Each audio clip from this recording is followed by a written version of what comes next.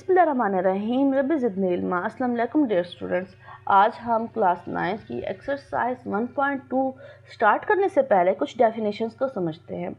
सबसे पहले हमारे पास है रेडिकल एक्सप्रेशन। अब यहाँ पे हम इसको डेफिनेशन को समझते हैं। हमारे पास एक बहुत ज़्यादा हम ये साइन यूज़ करते हैं, ये है हमारे पास जज़र। इसको जज़र भी कहते हैं, इसको हम रेडिकल साइन कहते हैं, ठीक है। एन हमारे पास एक पॉजिटिव इंटीजर है, मतलब ग्रेटर देन 1। अब देखिए यहाँ पे हमारे पास पॉजिटिव इंटीजर्स क्या होते हैं, जैसे ये 0 है, ये 1 है। यहाँ पे सारे पॉजिटिव वैल्यूज़ होंगी और यहाँ पे सारी नेगेटिव वैल्यूज़ होती हैं। अगर हम यहाँ पे लेते जाएं तो -1 होता है 0 और यहाँ 1। अब देखिए वो कहता है n हमारे पास पॉजिटिव इंटीजर है ग्रेटर देन 1, मतलब 1 है ना, 1 से ज़्यादा बड़ा ही है, ठीक है ना। n हमारे पास ग्रेटर है 1 से, मतलब इस साइड पे जाएगा। तो a हमारे पास रियल नंबर है। रियल नंबर्स में हमारे पास रैशनल और इनरैशनल नंबर्स दोनों शामिल होते हैं। Then any real number x such that x हमारे पास किस चीज़ के इक्वल होगा, n, यहाँ पे रेडिकल का साइन और ये a is called nth root of a।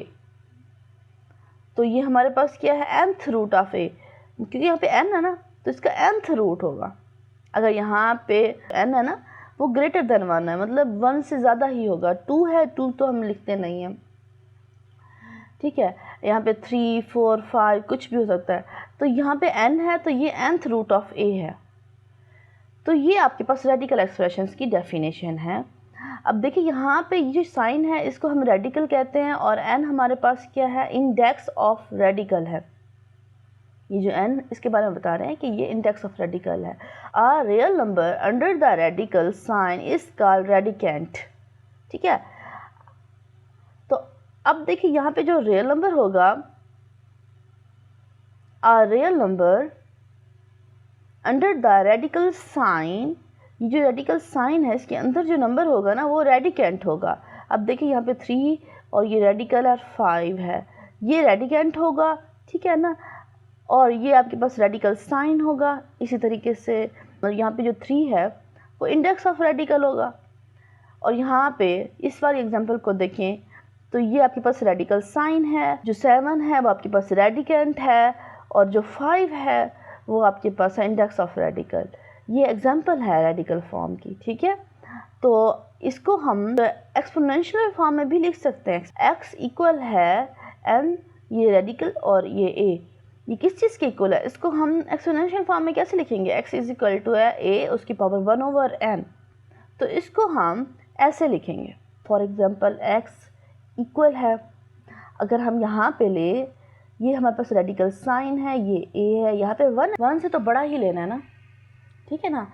तो यहाँ पे फॉर एग्जांपल अगर हम यहाँ पे 2 है, इसको एक्सपोनेंशियल फॉर्म में कैसे लिखेंगे, a इसकी पावर 1/2।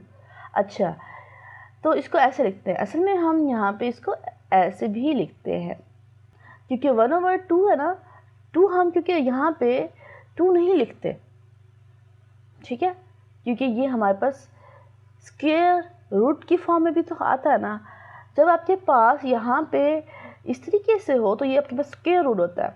और इस तरीके से फॉर एग्जांपल हमारे पास यहाँ पे अगर लिया जाए 3a, तो इसको हम कैसे लिखेंगे, a और इसकी पावर 1/3।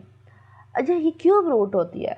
इसी तरीके से अगर हम यहाँ पे 4 लेंगे, 1/4 एंड सो ऑन, n तक लेंगे, nth रूट तक ले सकते हैं, ठीक है। इसी तरीके से हम यहाँ पे इसको लेते हैं। तो हमारे पास ये क्या है, रेडिकल एक्सप्रेशंस की डेफिनेशन। इसी तरीके से कुछ लॉज हैं वो हम देखते हैं। Law of radicand and indexes. Law of radical क्या है हमारे पास, ये a b 2 रियल नंबर्स हैं और हमारे पास इसके ऊपर रेडिकल साइन और ये nth रूट है, तो हम इनको अलग अलग लिख सकते हैं, जैसे कि a और b उनके ऊपर रेडिकल साइन और nth रूट। हमारे पास 2 रियल नंबर्स a और b radical sign nth root, तो हम इसको लिख सकते हैं a radical sign nth root और b radical sign nth root अलग अलग लिख सकते हैं। a की power m radical sign nth root ये हमारे पास इक्वल है, हम इसको लिख सकते हैं। हमारे पास अगर radical sign nth root a और उसकी पावर m, इस तरीके से हम इनको इक्वल लिख सकते हैं। और अगर हमारे पास इस तरीके से आ जाए a, उसका रेडिकल साइन nth रूट और उसकी पावर n, तो हम इसको लिखेंगे, ये इक्वल होगा हमारे पास a की पावर 1/n ओवर उसकी पावर n। तो इनकी पावर आपस में कैंसिल हो जाती है, तो ये a के इक्वल होगा। इस तरीके से लॉ ऑफ रेडिकल है। लॉज ऑफ इंडेक्सेस कैसे हैं हमारे पास? अब देखिए, ये दोनों आपस में मल्टीप्लाई हो रहे हैं, तो जब दोनों की बेस सेम हो और उनकी पावर्स क्या होंगी? ऐड होंगी ना। ये a है और यहाँ पे a की पावर m है इंटू a की पावर n, दोनों की बेस सेम है तो इनकी पावर्स ऐड हो जाएंगी, a m plus n। First law ये है। सेकेंड ला ये क्या है? a और ये जो इनकी पावर्स है आपस में मल्टीप्लाई होंगी, m इंटू n, इस तरीके से। अब देखिए यहाँ पे a की पावर n, क्योंकि a और b इस दोनों की पावर n है तो इनको अलग अलग भी लिख सकते हैं। a और b की पावर n है तो इसको लिख सकते हैं a की पावर n ओवर b की पावर n। अब देखिए यहाँ पे आपके पास क्या है? a की पावर m ओवर a की पावर n है। यहाँ पे भी a है, यहाँ पे भी e है, दोनों की बेस सेम है ना, तो हम इसको लिख सकते हैं कि a की पावर m ओवर a की पावर n है ना। इसको हम कैसे सॉल्व करेंगे? a की पावर m है ना, जब बटा ख़त्म करेंगे ये चीज़ ऊपर जाएगी तो क्या हो जाएगा? a की पावर माइनस n हो जाएगा। दोनों की बेस सेम है, बेस सेम है ना दोनों की, तो इनकी पावर्स आपस में ऐड हो जाएंगी। क्योंकि ये m है तो ये माइनस n है, तो हम इसको लिख सकते हैं ना a m माइनस n, इस तरीके से लिख देंगे। और हमें पता है ना, कोई भी वैल्यू हो उसकी अगर पावर 0 हो तो 1 के इक्वल होता है। तो a की पावर 0 है तो ये इक्वल होगा 1 के।